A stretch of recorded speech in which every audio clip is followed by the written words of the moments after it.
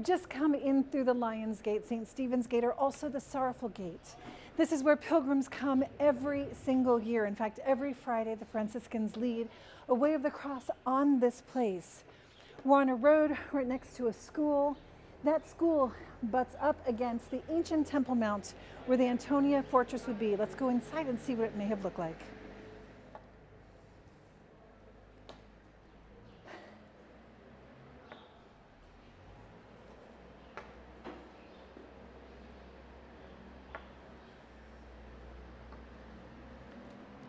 Okay, as you can see behind me, there is a beautiful church.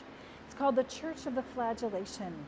And this complex was actually purchased by the Franciscans in the 19th century at the very end. And this place is where now we will begin our way of the cross today when Jesus begins his passion. Here to my right, you can see the archways of the Franciscan convent. And I'm walking toward another church, a very interesting church called the Church of the Condemnation. But what's most important is to imagine that you've just walked into a very large tower. Like I said, that school really goes up against the ancient Temple Mount. It's important because in the time of Herod, before Christ was here in Jerusalem, he built this tower called the Antonine Tower for Anthony, Mark Antony, his good friend who helped him maintain his power, Herod, here in this area.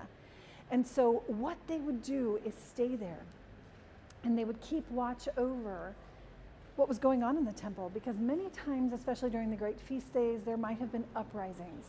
So at the time when Jesus came here, he had been arrested. He had been arrested by the priests, and they brought him to Pilate. But if you ask archaeologists, his palace wouldn't have been here. He would have stayed in Herod's palace up in the western part of Jerusalem. But there are times when there was the probability of a revolt or an uprising that he would also stay right here. And that is why over the years the Christians have said, we want to follow the footsteps of the Lord who carried his cross. And he would have been judged by Pilate right there. Now here below our feet, what the Franciscans did find, where they do have their biblical studies program, are these stones. The Antonine Tower was huge. And if you see right behind me, you'll see part of this stone pavement that the gospel calls the Lithostros. The first station, Jesus is condemned to death. We adore you, O Christ, and we praise you, because by your holy cross you have redeemed the world.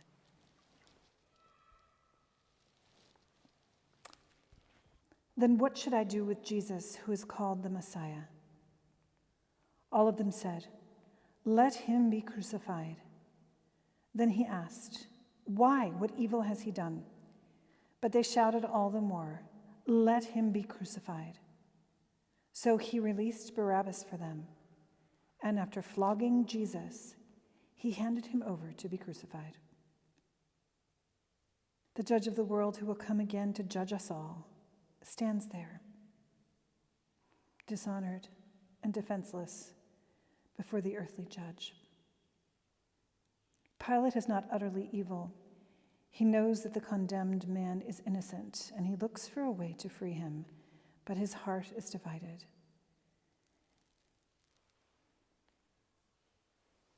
And in the end, he lets his own position, his own self-interest, prevail over what is right. Nor are the men who are shouting and demanding the death of Jesus utterly evil. Many of them on the day of Pentecost will feel cut to the heart, as it says in Acts, when Peter says to them, Jesus of Nazareth, a man attested to you by God, you crucified and killed by the hands of those outside the law. But at that moment, they were caught up in the crowd. And they were shouting because everyone else is shouting. And they are shouting the same thing that everyone else is shouting. And in this way, justice is trampled underfoot by weakness, cowardice, and fear of the dictate of the ruling mindset. The quiet voice of conscience is drowned out by the cries of the crowd. Evil draws its power from indecision and concern for what other people think. Lord, you were condemned to death because of what other people may think, suppressed by the voice of conscience. So too, throughout history, the innocent have always been maltreated, condemned, and killed. How many times have I, myself, preferred success to truth, reputation to justice? Lord, strengthen the quiet voice of my conscience, of my own voice in my life.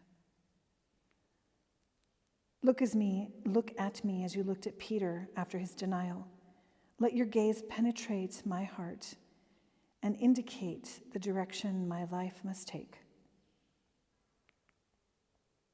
On the day of Pentecost, you stirred the hearts of those who on Good Friday clamored for your death, and you brought them to conversion. In this way you gave hope to me, to all of us. Our Father, who art in heaven, hallowed be thy name. Thy kingdom come, thy will be done, on earth as it is in heaven. Give us this day our daily bread, and forgive us our trespasses, as we forgive those who trespass against us. And lead us not into temptation, but deliver us from evil. Amen.